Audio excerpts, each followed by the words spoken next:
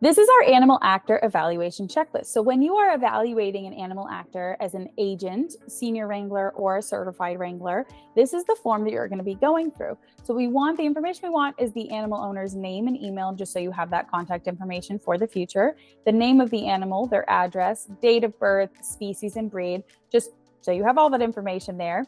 And then the first thing that we're going to do is go through a temperament approval. Now, this is to assess if the animal is temperamented to work on set. We don't want animals that are fearful, scared, or could bite on set. So this is a pass-fail. Also, so making sure that they stay calm with loud noises, new people. This is probably equivalent to a CGC or a therapy animal certification. So we leave it up to the wranglers, just because you could also be doing this with a reptile all the way up to a horse. So making sure that these things are handled, that the animal will be okay if there's popping lights going off in the background and all of that, that they stay in position for handling and petting from the evaluator. Also reaction to distraction. So if you drop your keys, or, this is also for a horse, if there's a gun that goes off in the background on a Western, we need to make sure of how they're going to react to this. Testing lighting, equipment, popping lights, like I said earlier, animals' reaction to the evaluator and the reaction to other animals, and that they're overall in a healthy condition, that they're going to pass a health exam from a veterinarian, that they're not injured, that they're not malnourished, that they're not really being abused. These are the things that we're looking for, and you have to pass this to be able to move on step 2. If they have their therapy animal or a CGC, CGCA, you can automatically pass this and move them on to step 2. Now, step 2, when you're going through the tricks that they know and the performance reviews that they know, you're actually going to go to page 2. Now, because we're dealing with a variety of species, we're looking through, and actually if you look at the first letters, we're going through perform.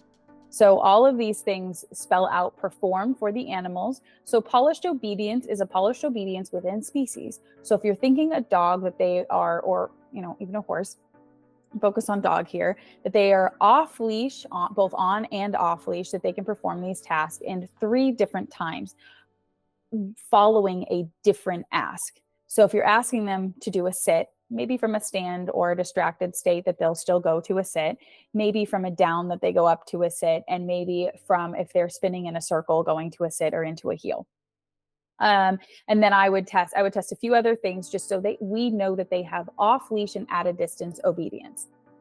Next, we're going to check for excellent marksmanship. So marks are AB marks, ABC marks, or just going to a mark. So really, like an animal actor would just be going to a mark and be able to understand and perform, that show us that they know that thing.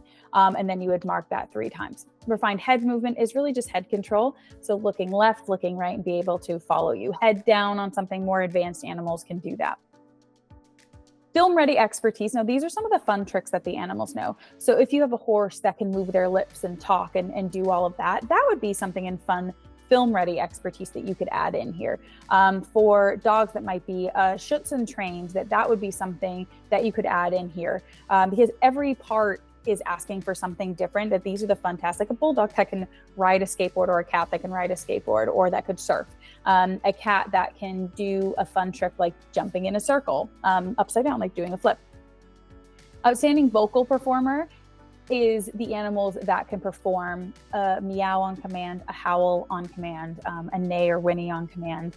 Those are those animals. And this is not required for you to pass each one.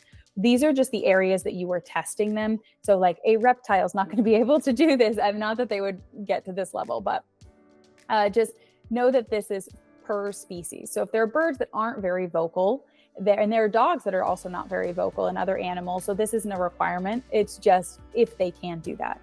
Response to touch and hold. If they can touch an actor, if they can hold an object or pull an object off of something, that would be responsive to touch and hold. So for a cat, pawing an object; for a horse to be able to pull something down, and hold an object as well. That is this category. Movement in harmony is their ability to go with an actor, their ability to go to an actor, their ability to work with someone else and the different tasks that they know. A horse, their ability to be ridden by a stranger and be able to perform those tasks with the owner and wrangler or wrangler being there and being able to advise the horse what to do, and the person being able to work with an actor. So that is the animal actor evaluation form. If you have any questions, please let us know below in comments and we will get back to you.